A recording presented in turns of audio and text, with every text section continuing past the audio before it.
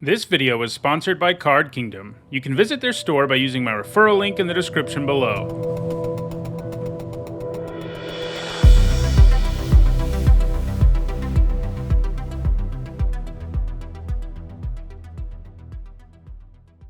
Hi everyone, I'm Nitsahone, and it's that time again, limited review season. Kamigawa Neon Dynasty's full card gallery went up earlier today, and that means I'll spend the next week and then some talking about this new limited format. As usual, I'll be starting with a set review where I go card by card through the entire set and give my thoughts about each of the cards. We're starting today with a look at all the multicolored and colorless cards in the set. Multicolored is a good place to start because it will introduce us to the set's various archetypes, and we can keep them in mind as we move through the rest of the set review. Tomorrow, the video on all of the set's white cards will come out, and the next day a video on all the blue cards will come out, and so forth until I'm done giving you my thoughts on every single card in the set. There will also be an archetype guide and some other Kamigawa Neon Dynasty content too. I use a letter grade system in these videos to sum up my thoughts on each card. If you're unfamiliar with what my letter grades mean, check out the description where you'll find an explanation of each grade. Keep in mind, this video contains my thoughts about the cards in the format before actually playing with the cards in the format. I'll undoubtedly get some things wrong, but as the format evolves, I'll talk about those things on the channel. Also, keep in mind we're only talking about limited here, not any other formats. Alright, before we get started, I do want to say that if you enjoy my content and you aren't already subscribed, consider subscribing. I'd really appreciate it. Okay, let's get started with our very first Kamigawa Neon Dynasty card. First up, there's Asari Captain, which for 3 generic, a red, and a white is a 4/3 human samurai at uncommon. It's got haste, and whenever a samurai or warrior you control attacks alone, it gets +1/+0 until end of turn for each samurai or warrior you control. On its own, on a board with no other creatures, this is a 5-mana 5/3 with haste. That's not anything special, but it will often be bigger than that, and it can do some serious damage out of nowhere. And on the right board, it will turn any samurai or warrior attacker you send in alone into a huge threat. Like giving +3/+0 to whatever you attack with is going to make most things problematic. This is the Signpost uncommon for the red-white archetype, which is all about mostly samurai, maybe a little bit warriors, but more samurai than anything else, and them attacking alone and getting buffs. So this really represents red-white really effectively. While I do think it's a little bit overcosted, I do still think it's a pretty good Signpost uncommon. One that you can take with a first pick in some weaker packs, and a card you'll play in all of your red-white decks. I'm giving it a B-. Next up, we've got Colossal Sky Turtle, which for 4 generic, 2 green, and a blue is a 6/5 enchantment creature turtle at uncommon. There are enchantment creatures in this set, a lot of them. It's got flying and ward 2, and then it has 2 channel effects. Channel is a returning mechanic showing up from original Kamigawa, and basically it means you can pay a cost and discard a card with channel from your hand and get some effect. The turtle is unusual in that it has 2 of these. One of these lets you pay 2 generic and a green to discard it and return a card from your graveyard to your hand, and the other one costs 1 and a blue, and you discard it and return target creature to its owner's hand. So this is kind of a modal card. They kind of missed an opportunity to call this Charming Sky Turtle or something, because it gives you 3 options. If you get it late and cast it as a creature, it's big enough that it can close out a game, and Ward 2 provides it with a bit of protection. Blue-green is the color pair that has the most channel in it, and the Sky Turtle does a good job of making that clear with its 2 channel abilities, and they're both abilities that do a thing that might help you get back a card with channel. However, it mostly feels like blue-green is sort of a good stuff deck. Even absent that channel synergy, the fact that you can use this to get back any card from your graveyard or to bounce a permanent in the early game is pretty nice. For most stuff with channel, if you chop the card up, each card individually wouldn't be that impressive, but because this card basically has 3 very different and useful modes, the flexibility is worth the maybe slightly overcostedness of the card. I'm giving this a B-. Next up, we've got Eiganjo Uprising, which for X, red, and a white is a rare sorcery, and it says create X 2/2 white samurai creature tokens with vigilance. They gain menace and haste until end of turn. Each opponent creates X -1/2 white samurai creature tokens with vigilance. This is a cool design, but kind of a weird card. It will be good if you can win the game when you cast it, but it will be pretty much a dead card if you can't. The good news is, haste plus menace in all of your tokens does stand a reasonable chance at helping you do lethal. It also sort of has a fail case where you pay 3 mana for a 2/2 samurai with menace and haste. That's not the worst thing in the world. But if you use this and can't kill your opponent, like you're pumping a bunch of mana into X, it won't accomplish much, since they almost get as many tokens as you do. You do add one more token, and you do come out ahead, but if you're at parity or behind, casting this is going to feel pretty bad in a lot of situations. It will definitely close out some games, but you have to factor in how mediocre it is in other situations. I think it's probably just a C+. Next up, we've got Enthusiastic Mechanaut, which for a blue and a red is a 2/2 artifact creature Goblin Artificer. At uncommon, it's got flying, and it says artifact spells you cast cost 1 less to cast. So this signpost uncommon is telling us blue-red is all about artifacts. And this has good stats and a nice keyword, and reducing the cost of artifacts is a big deal in this format because there's actually a ton of them. I think this is a really good signpost uncommon. It will really enable you to use your mana quite effectively if you play it on turn 2, and then if you get it in the later game, it's still a 2-mana 2/2 flyer. I'm giving it a B. Next up, it's Gloomshrieker, which for 1 generic, a black, and a green is a 2/1 enchantment creature cat beast at uncommon. It's got menace, and when it enters the battlefield, you return target permanent card from your graveyard to your hand, and if it would die, you exile it. This is quite good. It'll set you up for a 2-for-1 most of the time, and the fact that it has menace even means it can be a little bit of a problem as an attacker. The one downside here is that sometimes you won't really want to play this on turn 3 because you don't have a permanent in your graveyard. It is costed as more of an aggressive creature, but most of the time you probably won't want to play this if you aren't taking advantage of that ability. The good news is, most of the time you'll be able to. This will be great in the mid to late game. I'm giving this a B. Next up, it is Greasefang Okiba Boss, which for 1 generic, a white and a black is a 4/3 legendary rat pilot at rare, and it says at the beginning of combat on your turn, return target vehicle card from your graveyard to the battlefield. It gains haste. Return it to its owner's hand at the beginning of your next in-step. So this is really good between the great stats and the vehicle recursion. Obviously you need some vehicles in the graveyard to really get there with this, but as we're going to see throughout this set review, including later on in this video, there are a ton of vehicles in this set, so I can see Greasefang doing that job a significant chunk of the time. Even just doing it once is very powerful, since you not only get a quick swing in, you also get it back in your hand. I'm giving this a B+. Next up, we've got Hidetsugu Consumes All. It's an enchantment saga at Mythic Rare, so sagas are back too. It costs 1 generic, a black, and a red. Chapter 1 says destroy each non-land permanent with mana value 1 or less. Chapter 2 exiles all graveyards. And Chapter 3 says exile this saga, then return it to the battlefield transformed under your control. And all the sagas in this format do this. Once they reach their end, they transform into a creature. In this case, you get Vessel of the All-Consuming, a 3/3 enchantment creature, Ogre Shaman. It's got Trample, and when it deals damage, you put a +1/+1 counter on it. And when it deals damage to a player, if it has dealt 10 or more damage to that player this turn, they lose the game. So I think collectively, I've seen a lot of people underrating these sagas in this set. They sort of get fixated on the fact that it takes a few turns to get the creature, and that I think they're generally going to be better than I've seen most people say it is on Reddit or in comments or whatever. But this isn't a good example of that, because this one isn't very good despite being a mythic rare.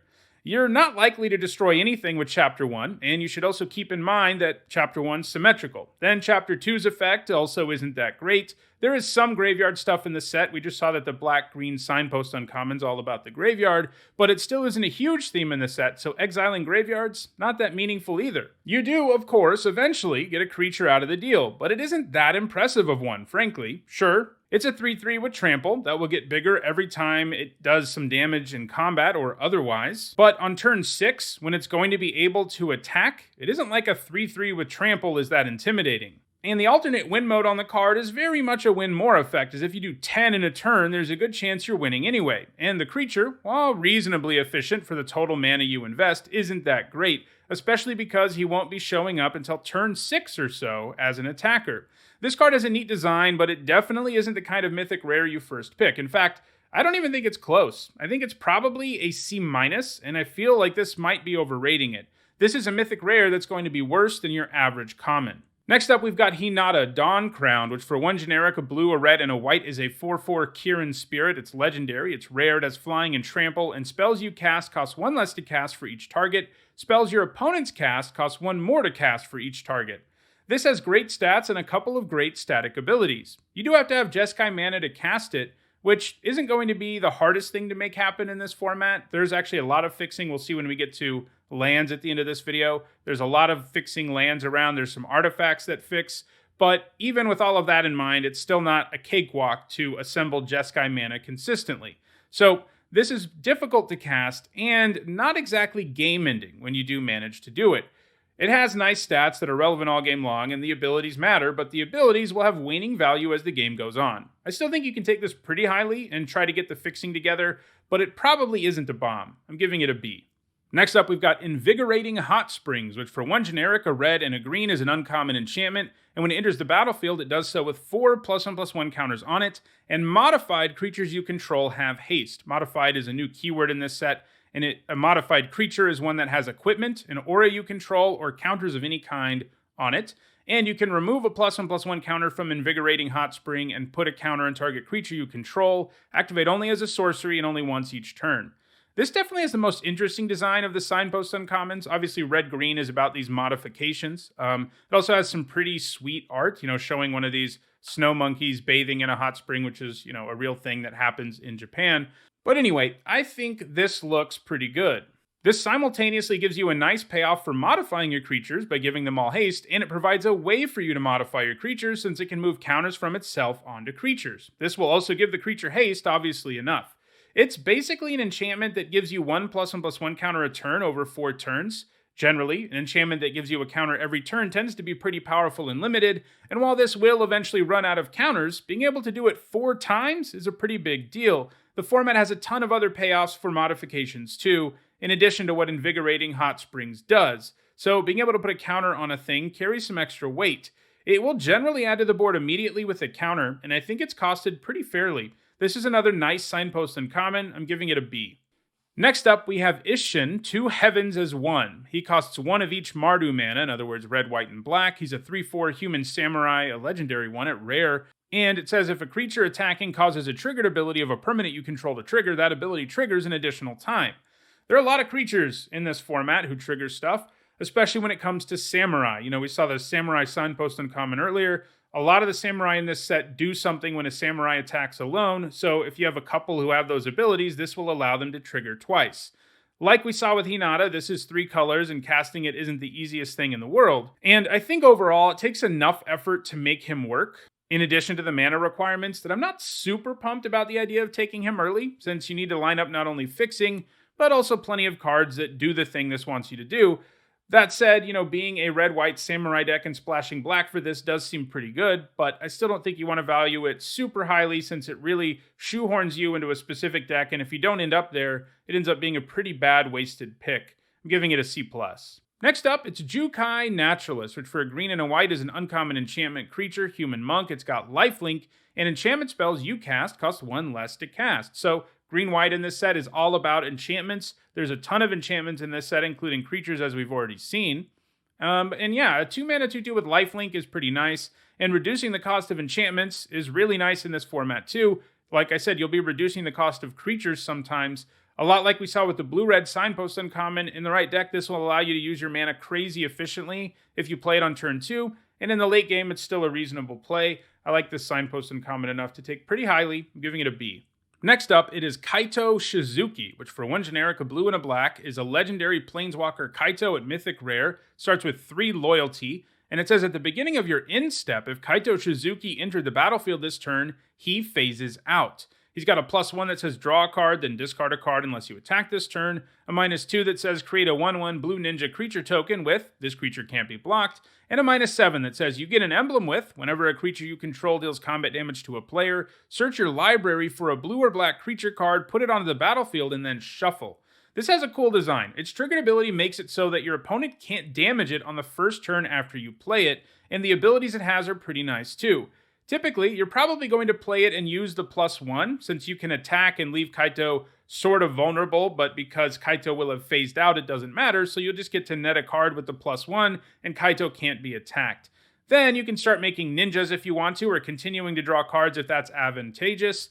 If you play this on turn 3, there are going to be very few games where I think you can lose. That said, in the later game, its abilities are increasingly unimpressive. I don't think it's quite a bomb, since it won't help you out a whole lot if you're behind, but it's still a very good card. I'm giving it a B+.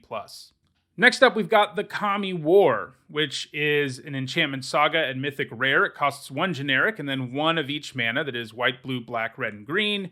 And its Chapter 1 says exile target non-land permanent and opponent controls. Its Chapter 2 says return up to one other target non-land permanent to its owner's hand, then each opponent discards a card, and the Chapter 3 says, exile this saga, then return it to the battlefield transformed under your control. It comes back as Okagachi Made Manifest, an enchantment creature dragon spirit. It's a 6/6 that's all colors, it has flying and trample, and when it attacks, defending player chooses a non-land card in your graveyard, return that card to your hand. Okagachi Made Manifest gets +X/+0 until end of turn, where X is the mana value of that card.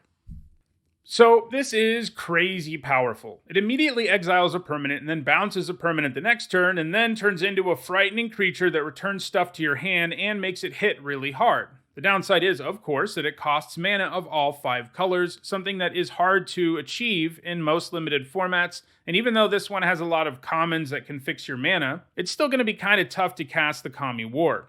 But this is the kind of card that will win you the game when you can cast it. Chapters 1 and 2 should get you to at least parity in most cases, and then the Dragon Spirit will win you the game. This type of card is awkward to grade, because we have to take into account how consistently you can cast it. Obviously, if we're just looking at the power level of this card, it is an A+. If you cast this, it's going to be very difficult for you to lose the game. But the number of times where this ends up in your hand and your fixing hasn't lined up are something we have to take into account. And I think that means you have to value it more like a B+ instead of an A+. That still means you can take it pretty highly. And while the fixing in the set isn't plentiful, there's a decent enough amount that it is possible to pull off playing the Kami War. Just be prepared for some mana problems, but hopefully it evens out because the Kami War is so absurdly powerful. Next up, it's Kotosei, the Silent Spider, which for 3 generic, a blue and a black, is a 4/4 legendary human ninja at rare. When Kotosei, the Silent Spider, enters the battlefield, exile target card other than a basic land from an opponent's graveyard. Search that player's graveyard, hand, and library for the number of cards with the same name as that card, and exile them. Then that player shuffles. For as long as you control Kotosei, you may play one of the exiled cards, and you may spend mana as though it were mana of any color to cast it. So, Kotosei is effectively a 5-mana 4/4 that draws you a card, and generally a pretty meaningful one. Sure, it is a little dependent on what your opponent has in their graveyard, but they're bound to have something very useful, whether it's some random creature or a removal spell or whatever. Tacking this lobotomy effect onto the card is interesting, but won't really matter very often in Limited, where duplicates aren't very common. But you do get some information about their deck and their hand, and that's nice. Of course, if you steal their best removal spell from their graveyard and exile another copy of it from their deck, that's going to be pretty nice. The one downside here is you do have to untap to make use of whatever card it is you targeted, because she still has to be in play or you can't use the ability. But it still seems pretty powerful to me. It draws you a very good card, gives you some decent information. I'm giving this a B+. Next up, it's Naomi, Pillar of Order, which for 3 generic, a white and a black, is a 4/4 legendary human advisor at uncommon, and when it enters the battlefield or attacks, if you control an artifact and an enchantment, create a 2/2 white samurai creature token with vigilance. So black-white is all about having both artifacts and enchantments, things that are plentiful in the set, so it is something that's doable. I don't love the stat line here, but if you can consistently generate 2/2 tokens, obviously it's going to feel pretty good. That said, a 5-mana 4/4 will frequently be an underwhelming attacker, so counting on it doing its thing more than twice is probably a little too optimistic. This set does have a lot of equipment and +1/+1 counters, both things that this card is good with, so maybe it'll be a good attacker more often than I'm thinking, but it still has the not insignificant setup cost that demands you have both an artifact and an enchantment around in the first place. That's doable, as I said, but it also isn't something you can just count on all the time. It's definitely going to generate some serious value in black-white decks that really get there with it, but right now I'm not ultra impressed with this as a signpost uncommon. It's of course still good and you'll play it in every one of your black-white decks, but I don't think it does enough to pull me into the color pair the way most signpost uncommons do. I'm giving it a C+.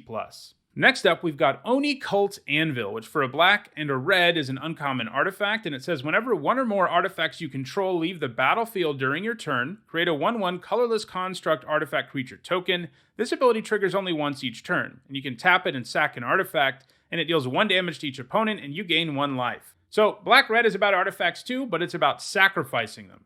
Because this can sacrifice itself, it is at worst a 2-mana 1/1 token that drains the opponent 1 life. That's not exactly exciting, but that's pretty much the fail case here. This can also be a pretty sweet engine, since you can just keep giving up the same 1/1 every turn to drain the opponent 1 life, since it allows you to sacrifice tokens, and that's pretty spicy. It'll feel a little bit like getting Cauldron Familiar and Witch's Oven in play together, And here, you have it all in one card. It is obviously a bit slow at what it does, but the engine aspect seems pretty sweet to me. I'm giving it a B-. Next up, we've got Prodigy's Prototype, which for 1 generic, a white, and a blue is a 3/4 vehicle at uncommon, and whenever 1 or more vehicles you control attack, you create a 1/1 colorless pilot creature token with. This creature crews vehicles as though its power were 2 greater, and it has crew 2, and it's a 3/4. So blue-white is all about vehicles, and this looks like a powerful signpost uncommon to me. It isn't that hard to crew, and it spits out creature tokens that can crew it when it attacks, just in case you were going to have a problem crewing it in the first place. Obviously, it synergizes well with all the other vehicles in the set, too. This is strong enough to take pretty highly. I'm giving it a B. Next up, we have Ryu, Storm's Edge, who for 2 generic, a red, and a white is a 3/3 legendary human samurai, a rare. It's got first strike, and whenever a samurai or warrior you control attacks alone, untap it. If it's the first combat phase of the turn, there's an additional combat phase after this phase. This is pretty good. A 4-mana 3/3 with first strike is already decent, and this gives you a pretty big bonus for attacking with only a single samurai or warrior, since you get another combat phase, and presumably one where you probably attack with more than just one creature. Notably, Ryu can do the attacking all on his own to give you that combat phase, so you don't even necessarily need a bunch of warriors or samurai to make it happen. It's also important that the second combat phase will happen even if the lone attacker dies, so yeah, this is definitely worth taking highly. I'm giving it a B. Next up, it's Rasona Asari Commander, which for 1 generic, a red, and a white is a 3/3 legendary human samurai or rare. It's got haste, and whenever it deals combat damage to a player, if it doesn't have an indestructible counter on it, you put an indestructible counter on it, and whenever combat damage is dealt to you, you remove an indestructible counter from Rasona. This looks pretty good. Because of haste, it stands a good chance at getting in and gaining an indestructible counter, and while that counter might not stick around forever, it is definitely going to be a problem for your opponent while it does. I'm giving this a B. Next up, it's Satoru Umezawa, which for 1 generic, a blue, and a black is a 2/4 legendary creature, human ninja at rare. Whenever you activate a ninjutsu ability, look at the top 3 cards of your library, put 1 of them into your hand and the rest on the bottom of your library in any order. This ability triggers only once each turn. Each creature card in your hand has ninjutsu, 2 generic, a blue, and a black. We've actually encountered the rare for blue-black before we've encountered the signpost uncommon, but suffice it to say, blue-black is about ninjas. And the way ninjutsu works is if you have a creature that is unblocked in combat, you can return that creature to your hand and pay the ninjutsu cost to put the card with ninjutsu into play, attacking. So this new Umezawa is very powerful. Adding card selection and drawing to every ninjutsu is a great payoff, and Satoru would be a very strong build around if that's all that was going on here. But all of your cards gain ninjutsu too, so it isn't even really a build around. So yeah, now you get a huge effect when you ninjutsu things, one that certainly trumps any sort of downside that comes with having to bounce a creature to your hand. There's some upside there too, because you can rebuy into the battlefield abilities, or cheat a creature into play for way less mana. Satoru is definitely a bomb. I'm giving it an A.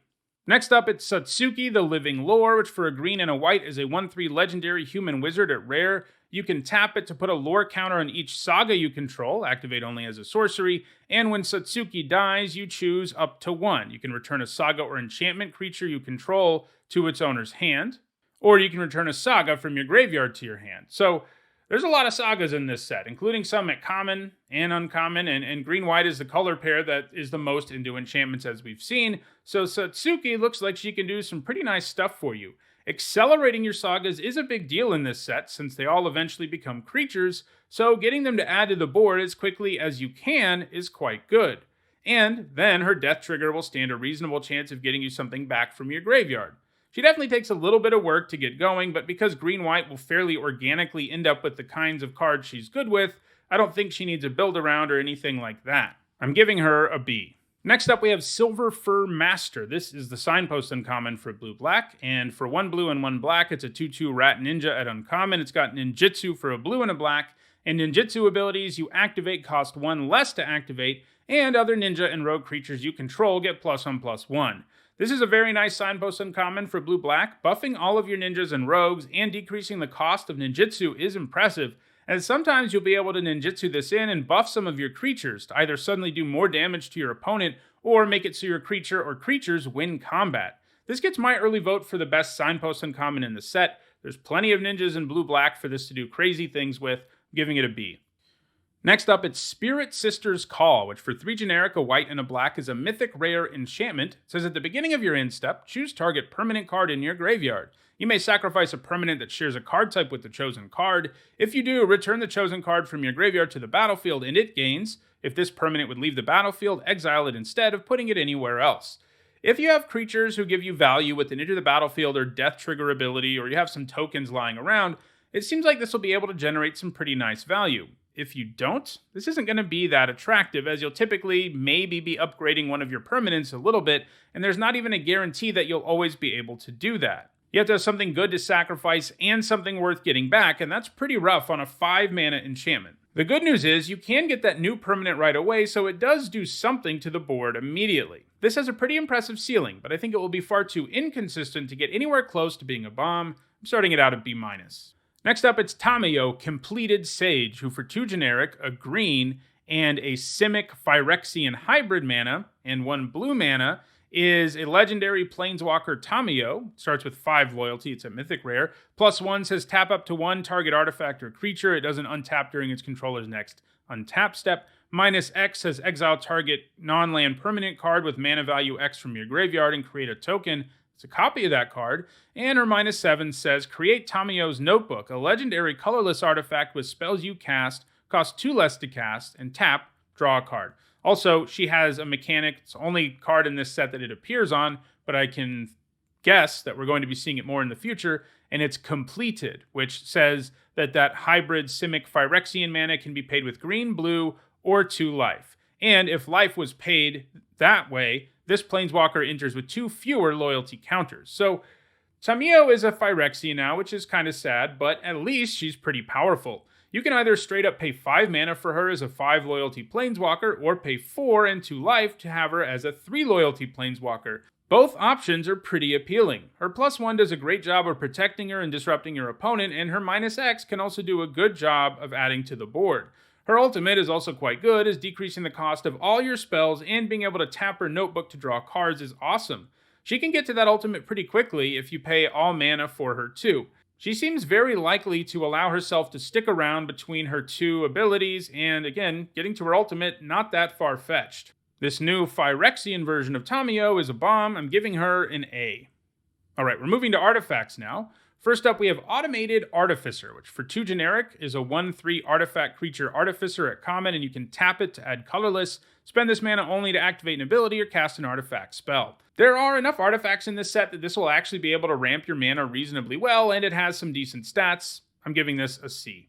Next up, we have Bronze Cudgels, which for 1 generic is an artifact equipment at uncommon. It has an equip cost of 1, and you can pay 2, and until end of turn, equipped creature gets +X/+0, where X is the number of times this ability is resolved this turn.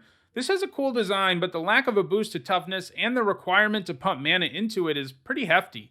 I can sort of see late game situations where you just have all the mana in the world to use on this, and at that stage of the game, it's going to feel pretty nice, as you can just put it on anything and that creature will have to be blocked.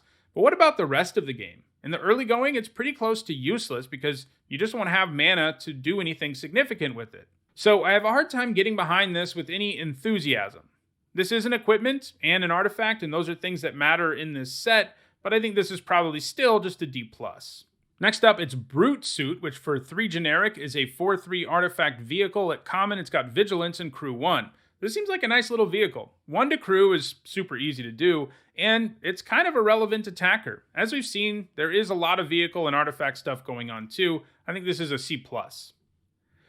Next up, we've got Circuit Mender, which for 3 generic is a 2/3 artifact creature insect at uncommon. When it enters the battlefield, you gain 2 life, and when it leaves the battlefield, you draw a card. This is nice. A 3 mana 2/3 that gains you 2 life is already kind of okay, especially in a set with artifact payoffs. And then it even replaces itself when it dies, and it's large enough to enable a 2-for-1 every once in a while. And if you combine it with blink or bounce effects, it gets even sillier, because it lets you draw the card when it leaves the battlefield, not when it dies, and that means if it leaves in any way. Combining it with ninjutsu could be especially backbreaking, though it's not exactly easy to get through unblocked. Either way, it's still a great uncommon, and it's colorless. I'm giving it a B-. Next up, it's Containment Construct, which for 2 generic is a 2/1 artifact creature constructed uncommon, and whenever you discard a card, you may exile that card from your graveyard. If you do, you may play that card this turn.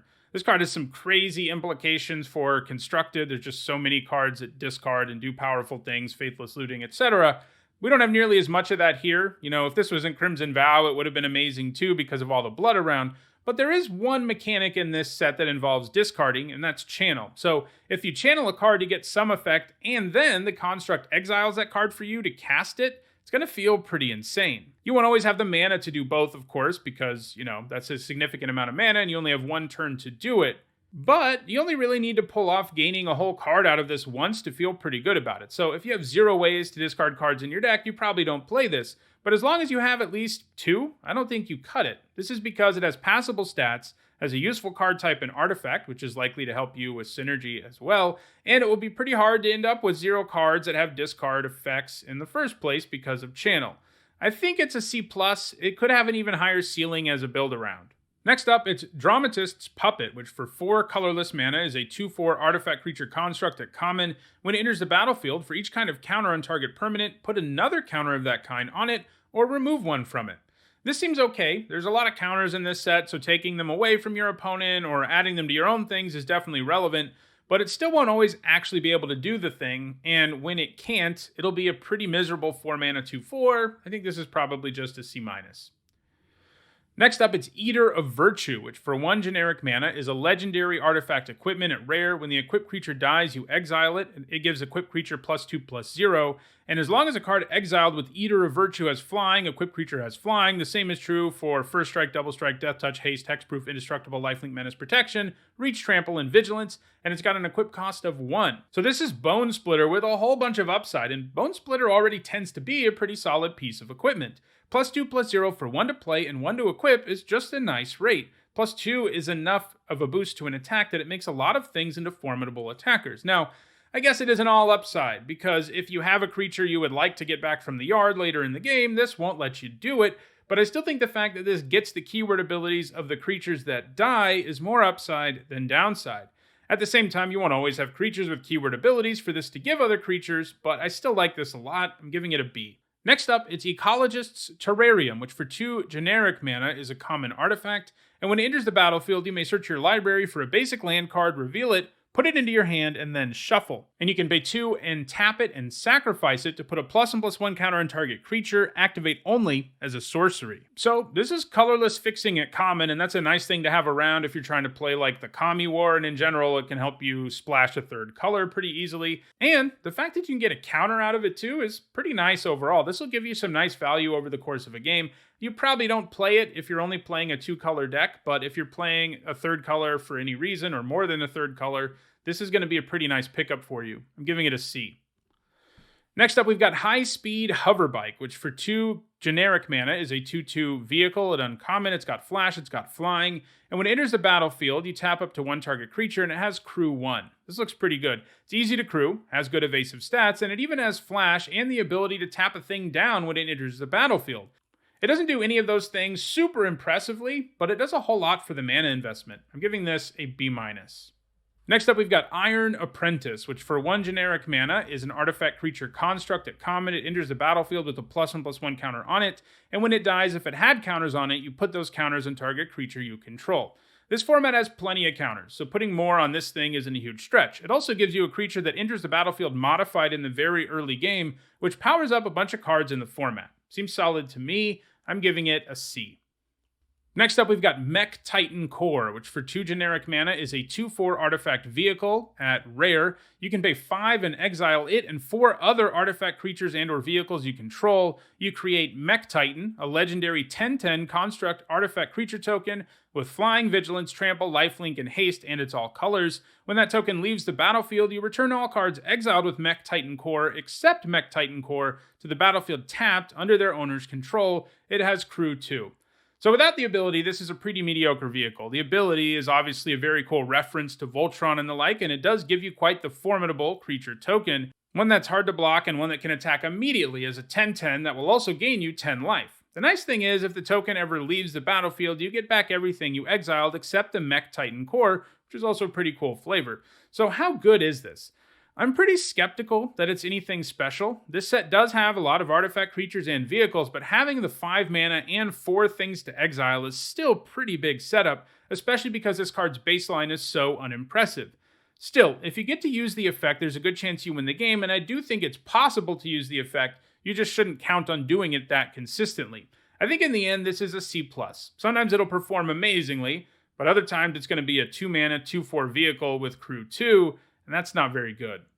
Next up, it is Mirror Box, which for 3 generic mana is a rare artifact. It says the legend rule doesn't apply to permanents you control. Each legendary creature you control gets +1/+1. Each non-token creature you control gets +1/+1 for each other creature you control with the same name as that creature. So this set has more legendaries than normal, but the legendary angle of Kamigawa is actually much smaller this time around, and there aren't really enough legendary creatures that it's feasible for you to consistently get any sort of use out of this. A very, very, very low percentage of drafts will have you end up with enough legendaries and duplicate creatures to make this do something, and that means it's an F.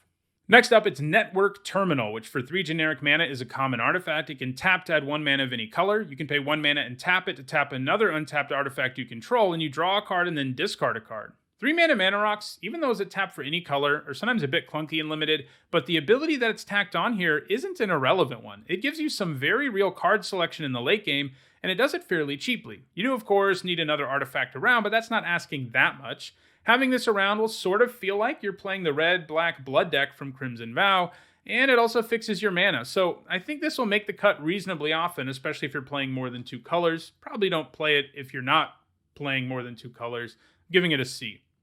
Next up, we have Ninja's Kunai, which for 1 generic mana is an artifact equipment at common. An equipped creature you can pay 1 and tap it and sacrifice the Kunai, and it deals 3 damage to any target, and it has an equip cost of 1. This looks pretty solid. You pay a total of 3 mana for Lightning Bolt, and that's never a bad rate in Limited. What's more is it also lets you get some synergy, and not only the obvious artifact and equipment synergy, but also some sacrifice synergy for the red-black deck. I think this is a C+. Next up, it's Papercraft Decoy, which for 2 generic is a 2/1 artifact creature frog at common, and when it leaves the battlefield, you can pay 2 generic, and if you do, draw a card. So this is another artifact creature where the trigger only requires it to leave the battlefield, so it getting blinked or going back to your hand for ninjutsu will also give you the option of paying 2 to draw a card. You won't always have the mana available to do it, of course, but I think you'll have it often enough that this is a decent 2-drop. I'm giving it a C. Next up, we have Patchwork Automaton, which is 2 generic for a 1/1 artifact creature construct at uncommon. It's got Ward 2, and whenever you cast an artifact spell, you put a +1/+1 counter on it. This looks pretty good. You need a lot of artifacts, but there are plenty of those in this format. Ward 2 makes it so it's pretty hard for your opponent to deal with it when it's still small, at least deal with it efficiently, and as it gets larger, there will be fewer things that can deal with it, and generally the attacks from Ward 2 will always make it feel a lot less bad if it does die. If this thing comes down early, it's going to get huge, giving it a B-. Next up, we've got Reckoner Bankbuster, which for 2 generic is an artifact vehicle at rare. It's a 4/4, and it enters the battlefield with 3 charge counters on it. You can pay 2 generic and tap it to remove a charge counter from it and draw a card. Then, if there are no counters on Reckoner Bankbuster, you make a treasure token and a 1/1 colorless pilot creature token with this creature accrues vehicles as though its power were 2 greater, and it has a crew cost of 3. This looks really good. The casting cost is great for a 4/4 vehicle, and the crew might be a little high, but it more than makes up for that with its activated ability, which will net you some cards, give you a creature token that can crew it, and even fix your mana a little bit. It may take a few turns to get the full value out of this, but at times where you don't have those turns, you'll still be able to crew a reasonably efficient vehicle. I'm giving this a B+. Next up, it's Raito Sentinel, which for 3 generic is an artifact creature constructed uncommon. It's got Defender. When it enters the battlefield, target player mills 3 cards, and you can pay 3 generic and put target card from a graveyard on the bottom of its owner's library. Milling doesn't seem to be a major component of this format for the most part, whether you're milling yourself or someone else. Black-green, as we saw, has some graveyard stuff going on, and that's maybe where this will be the best, but I'm still not overly impressed with a 3-mana 3/3 Defender. The cool thing you can do with it in the extreme late game is start using its ability to draw whatever you want every single turn, but I'm always skeptical that type of strategy will end up working out in Limited because it doesn't in 90% of formats. I'm giving this a D. Next up, it's Runaway Trashbot, which for 3 generic is an artifact creature constructed uncommon. It's a 0/4 with trample, and it gets +1/+0 for each artifact and or enchantment card in your graveyard. So here is a payoff for actually milling yourself.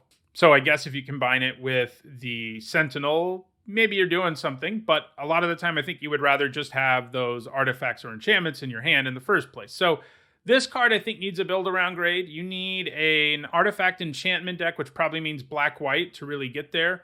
But you also need those artifacts and enchantments to consistently end up in the graveyard. That'll happen. As long as this is like a 2-4, you're going to feel all right, especially because it's likely to grow from there. But it's probably just like a D in your typical deck in the format. You're not going to be able to consistently get it to be a reasonable enough size. And a C probably in the black-white deck. Next up, it's Searchlight Companion, which for 3 generic is a 1/1 artifact creature drone at common. When it enters the battlefield, you create a 1/1 colorless spirit creature token. This gives you some reasonable value for the cost, and it's also great to combine with ninjutsu, since it's not only evasive, but it also has an enter the battlefield ability, so when you recast it, it'll give you another token, and that's some sweet value to get on top of whatever it is you did with ninjutsu. I think this is a C+. Next up, we've got Shrine Steward, which for 5 generic mana is a 3/2 artifact creature construct at common, and when it enters the battlefield, you may search your library for an aura or shrine card, reveal it, put it into your hand, and then shuffle. This has some ugly stats, but if your deck has 2 shrines and or auras, and yes, there are shrines in the set, we'll talk about them in the monocolored videos, but if you have 2 of those, some combination of 2 shrines and or auras, it's probably okay to run. Obviously, it makes it easier to get shrine stuff going, but I think that's going to be hard to come by in most drafts. I think it's necessary that this gets a build around. This set has plenty of enchantments, but this is specific enough about what enchantments you need that I don't think you'll always end up with what you need to play this card. It's probably a D in your typical deck in the format and a C in a deck that gets there on enough shrines and auras. Next up, we have Surge Hacker Mech, which for 4 generic is a 5/5 artifact vehicle at rare. It's got menace, and when it enters the battlefield, it deals damage equal to twice the number of vehicles you control to target creature or planeswalker an opponent controls, and it has crew 4. This looks pretty good. On its own, it'll do 2 damage to an opposing creature or planeswalker when it comes down. This means it impacts the board immediately in most cases, and sometimes, maybe more often than sometimes, it'll kill much larger things. Crew 4 is definitely high, even for a 5/5 with menace, but I do think the enter the battlefield ability here is so good that this is going to feel like a Flame Tongue Kavu in vehicle form, and I'm all in on that. I'm giving this a B+. Next up, it is Thunder Steel Colossus, which for 7 generic is a 7/7 artifact vehicle at common. It's got trample and haste and crew 2. This is an interesting design for a vehicle. It isn't nearly as discounted as most of them are, but it is also massive and very easy to crew for its size. Coming with trample and haste also means it's going to wreck face pretty significantly the turn it comes down, and it's a big enough threat that your opponent will usually need to find a way to deal with it. I don't think the most aggressive decks will be remotely interested in this, but as a top curve win condition for grindier or controlling decks, I could see this being something you play. I'm giving it a C. Next up, it's Tawashi Guidebot, which for 4 generic is a 2/1 artifact creature constructed uncommon. When it enters the battlefield, you put a +1/+1 counter on target creature you control. You can pay 4 generic and tap it to draw a card. This ability costs 1 less to activate for each modified creature you control. This looks pretty nice. A 4-mana 2/1 that puts a counter on a creature is probably a C-, and obviously there's a fair bit of synergy in this format for artifacts and modifications, including this card, which comes with the pretty nice ability to draw you cards. It's very likely it will only cost you 3 because of the counter it puts somewhere, and I can get behind that cost pretty happily. Sometimes it'll cost a lot less too, and then it will feel really insane, giving this a B-. Next up, it's Walking Skyscraper, which for 8 generic is an 8/8 artifact creature constructed uncommon. It costs 1 less to cast for each modified creature you control. It has trample, and it has hexproof as long as it's untapped. You probably want to be casting this for 6 to consistently play it in your deck, but I don't think that's a massive hurdle in this format. There's lots of things that modify your creatures, and playing a 6-mana 8/8 with trample and hexproof when it's untapped is pretty spicy. I think this will probably be a nice playable for just about any deck that isn't super aggressive, giving it a C+. Alright, we're moving on to lands. So the gain lands have returned. All 10 of them are in the set. They all enter the battlefield tapped, tap for 2 mana, and gain you 1 life when they enter the battlefield. They're at common, so this is one of the other nice areas for fixing that will enable you to do some of the wackier stuff, like play the Kami War, for example. And like always, these provide pretty nice fixing. Even if you aren't going 3 colors and one of these is in your 2 colors, you shouldn't undervalue a dual land because it helps make your mana way, way better. Mana bases are bad and limited, and these dual lands really help enable some things.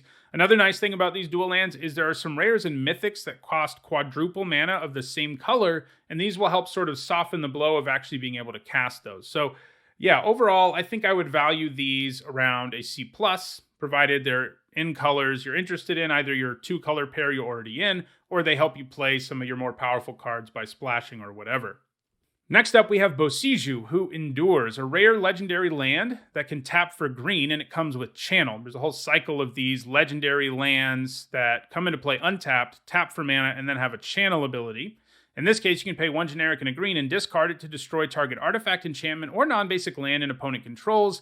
That player may search their library for a land card with a basic land type, put it onto the battlefield, and then shuffle. This ability costs 1 less to activate for each legendary creature you control. So these new lands are super powerful, going to be super powerful and constructed, but they're also really good and limited. These are all essentially basic lands with upside. It's essentially a forest that can also blow up some problematic permanents in the later game if you draw it. It has a downside of maybe helping your opponent fix or ramp, but oftentimes blowing up a permanent or one of those types will be well worth it. And in the late game, you're not going to be helping their mana that much. This format has so many artifacts and enchantments that this is going to feel like Assassin's Trophy in many games, and I think that means it's a B+. I mean, the upside of this being a land that doesn't take up a spell slot in your deck, but the fact that it's also a spell is great. They're going to feel a lot like modal double-face cards, and all the cards in this cycle do something pretty sweet when you channel them. I do think this is the best of the cycle in Limited anyway, just because it's going to be able to kill so many very real permanents in the format, and giving your opponent the land isn't that big of a deal. Next up, we have Eiganjo, Seat of the Empire, another legendary land, rare, taps for white mana. It's got channel. You can pay 2 generic and a white and discard it to deal 4 damage to target attacking or blocking creature. This ability costs 1 less to activate for each legendary creature you control. So like Bosiju, this is a land that can be a removal spell, and that's pretty awesome. It's situational, and it only does 4, but keep in mind, this is a land that you can draw in the late game and actually have it do something. And there's no downside in running it in place of a Plains because it comes into play untapped. I think this is a B. Next up, we've got Mech Hangar, which is an uncommon land. You can tap it for colorless. You can also tap it to add 1 mana of any color, but you can only use that mana to cast a pilot or vehicle. And you can pay 3 generic and tap it for target vehicle to become an artifact creature until end of turn. This is a nice utility land. It will mostly only tap for colorless, but the ability to crew a vehicle for 3 mana is quite nice in this format, where there are a ton of vehicles. We've seen many in this video, and we're going to see even more throughout the week. I can accept the fact that this will hurt my mana base a little bit for that kind of upside, and maybe sometimes it helps you splash a vehicle or something. I'm giving it a C+. Next up, we have Otawara, Soaring City, the blue card in this channel land cycle. It's rare, legendary, taps for blue, and its channel ability, you pay 3 generic and a blue and discard it to return target artifact, creature, enchantment, or planeswalker to its owner's hand. This ability costs 1 less to activate for each legendary creature you control. This one's great too. If you need an island early, it'll do it. And then in the late game, if you draw it, it's a bounce spell. The flexibility this offers is just really good. So good that I'm giving it a B. Next up, we've got Roadside Reliquary, an uncommon land that can tap for colorless. You can pay 2 generic and tap it and sacrifice it to draw a card if you control an artifact. And you also draw a card if you control an enchantment. So like Mech Hangar, this is another nice utility land where it's worth running despite the fact that it may make your mana base a little worse. This produces mana for you when that's what you need, and then when you're in need of some extra gas, you can sacrifice it. You're typically going to be able to draw a single card pretty easily, and drawing 2 with it is also going to happen a fair bit. It's going to be the easiest to accomplish in black-white because you're going to have other cards that want you to have both. But yeah, this is very nice upside. I'm giving it a C+. Next up, it's Secluded Courtyard, which is an uncommon land. When it enters the battlefield, you choose a creature type. It can tap for colorless, or it can tap for mana of any color, but you can spend the mana only to cast a creature spell of the chosen type, or activate an ability of a creature, or a creature card of the chosen type. So this set does have a bit of a tribal element, most notably in the blue-black color pair, and maybe a little bit in blue-white where you're going to have pilots and stuff, but I still think this will be a bit difficult to make this work consistently enough in this format that I don't think you should value it that highly. If it's producing colorless, most of the time it isn't worth it because it makes your mana base worse for very little upside. You need a critical mass of creatures with the same type, and that'll happen sometimes, but it isn't anywhere near a foregone conclusion. Tribal isn't a huge factor in this format. I'm going to say this is a D in your typical limited deck in the format and a C in a deck with enough creatures with the same type, and you probably need like 7 before it's worth running. Next up, we have Sokenzin, Crucible of Defiance, the rare legendary land. It taps for red. You can channel, pay 3 generic and a red in this case, and discard it to make 2 1/1 colorless spirit creature tokens. They have haste until end of turn. This ability costs 1 less to activate for each legendary creature you control. As we've seen with this whole cycle, this is nice. It's a land that when you need one of those early, and if you draw it late, it basically turns into a spell. A couple of 1/1s for 4 mana isn't exactly efficient, but sometimes you'll be able to decrease the cost like you can on all of these, and even if you're not, you have to remember, this is basically a split card. As long as it does something for you, you're going to be happy, and adding to the board is definitely something. I'm giving this a B. Next up, we have Uncharted Haven, a common land. It enters the battlefield tapped. When it enters the battlefield, you choose a color, and it can tap for 1 mana of the chosen color. This is another nice common for fixing. It comes into play tapped, and that's definitely a downside, but the ability to name a color is nice. I do think the dual lands are usually better, as they always tap for 2 colors you need, and this will only ever tap for 1, but if you need fixing, this will do the job. I'm giving it a C. And the last card in this video is Takanuma Abandoned Mire, the black land in this cycle, legendary, rare, taps for black, and you can channel, pay 3 generic and a black to discard it, mill 3 cards, and return a creature or planeswalker card from your graveyard to your hand. It costs 1 less to activate for each legendary creature you control. So again, this is nice. Having a land with no downside that can return a creature card from your graveyard to your hand in the late game is sweet. This is another land I think you should value pretty highly. I'm giving it a B. So, those are my thoughts on all the multicolored and colorless cards in the set. Tomorrow I'll be back with a look at all the white cards. If you disagree about anything I had to say in this video, let me know in the comments. If you want to stay aware of when new set review videos come out, don't forget to subscribe and turn on notifications. If you want to make sure you're caught up on this set review, you should see a playlist on your screen shortly. And if you want to go the extra mile in supporting the channel, you can on Patreon. Thanks for watching.